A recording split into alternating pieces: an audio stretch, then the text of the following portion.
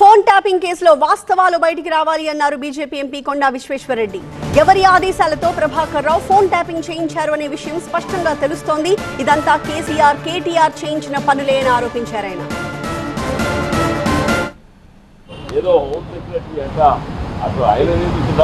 Hotel మేనేజ్మెంట్లో global career plan చేస్తున్నారా? అంతర్జాతీయ చదువు, ఫారెన్ జాబ్ ఛాన్స్ కోసం ఇండియా నంబర్ 1 హోటల్ స్కూల్ IIHMలో జాయిన్ అవ్వండి. ప్రభాకర్ రావు నిందితుడా లేకుంటే సీఎం కేసీఆర్ నిందితుడా? అందరు తెలుసు. ఇంట్రెస్ట్ కాపాడేది ఎవరు?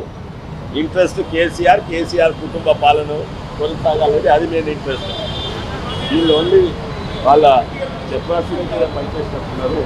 అక్కడి నుంచి ప్రభాకర్ రావు కనెక్ట్ చేయాలి, ప్రభాకర్ రావు నుంచి కేసీఆర్ కొడుకు కనెక్ట్ చేయాలి. అది సుబుట్ ఎట్లా వస్తాయి? సర్కమ్స్టాన్షియస్ ఎవిడెన్స్ కూడా సెంటెన్స్ చేయవచ్చా? ఇవన్నీ కూడా కోర్టులు చేరవాలి. కానీ ఇవి అయిపోయే వరకు తెలంగాణ ప్రజలు ఊరుకున్నారు.